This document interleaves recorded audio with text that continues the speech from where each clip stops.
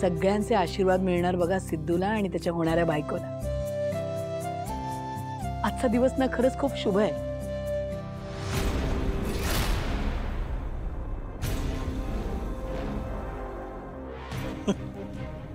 आता कसला आलाय शुभ दिवस. हिच्याशी तर एक शब्द बोलायची माझी इच्छा नाही.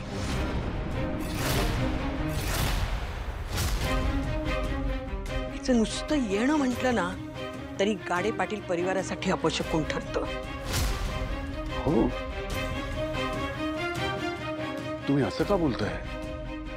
आपण व्याही आहोत असं बोलून तुम्ही नात्यातली कटुता का वाढवताय? नको असलेल्या नात्यांमध्ये गोडवा जपण्यात काय अर्थ आहे? या बसा ना. आई, ऑफिसमधनं फोन येतोय, मी जरा बोलून आले.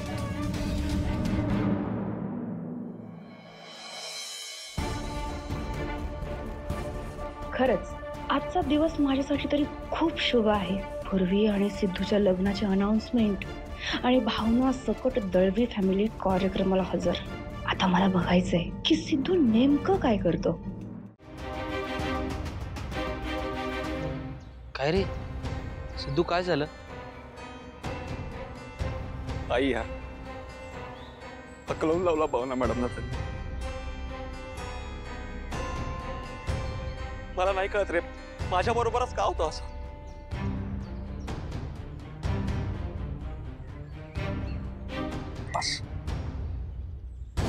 खूप झाला. मी अशी कुठलीही गोष्ट घडूच देणार नाहीये जी माझ्या कंट्रोलमध्ये नाही.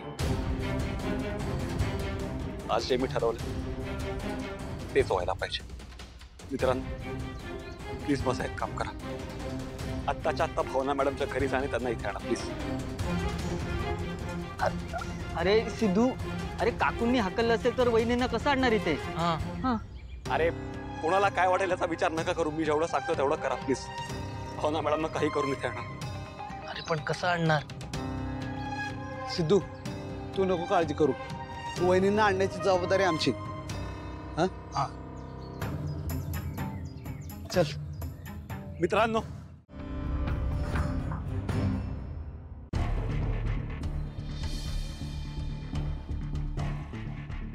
ब्रिलियंट. म्हणजे आता सिद्धू जेव्हा त्याच्या होणाऱ्या बायकोचं नाव अनाउन्स करायला प्रोजेक्टर लावेल तेव्हा तिथे भावनाचे नाही तर पूर्वीचे फोटोज दिसतील आणि मग त्याचा फियास्को होईल. Correct.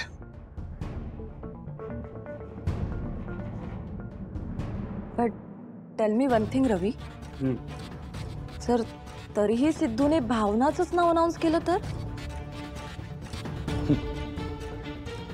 I am pretty sure तो असं काहीही करणार नाही. त्या पोरात एवढे गट्सच नाही. त्याला जर हेच करायचं असतं तर तो आधी कधीही करू शकला असता. पण पब्लिकली नाव अनाउन्स करण्याच्या ऐवजी त्यांनी. माझं नशीब खूप वाईट आहे ग आजी. अगं मग तू लिही तुझं नशीब. इतकं सोपं नसतं ग ते. जर का माझं नशीब मलाच लिहिता आलं असतं ना तर आतापर्यंत मी माझं नशीब बदलून नसतं का ग टाकलं. मी जोपर्यंत या घरात असेल ना तोपर्यंत या घरात कधीच सुख नांदू शकत नाही. मी जिथे जाते तिथे संकट घेऊन जाते. माझी इच्छा असो वा नसो. माझ्या बाबतीत हेच घडत आलंय आणि यापुढेही हेच घडत राहणार आहे. असं डोळ्यात पाणी आणायचं नसतं बाळा. आता तूच असं ठरवून टाकलेस म्हटल्यावर मी तरी काय बोलणार.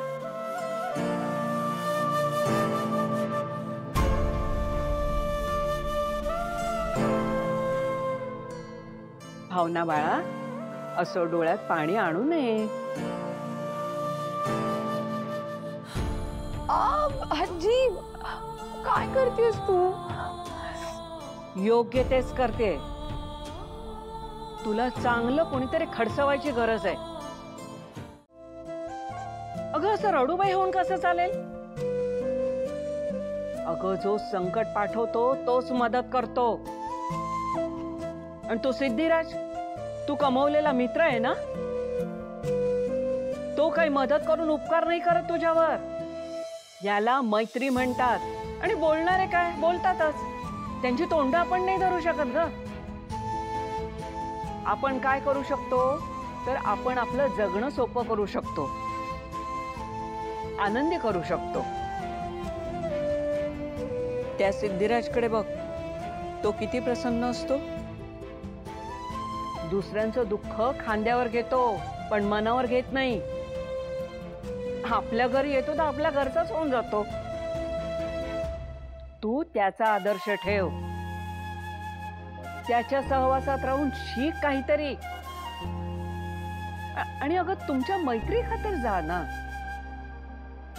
आज त्याच्यासाठी महत्वाचा दिवस आहे आणि त्यामुळे तुझ्यासाठी. तो जसा तुझ्या पाठीशी ठामपणे उभा राहतो ना, तसंच तूही त्याच्या पाठीशी ठामपणे उभी राहा.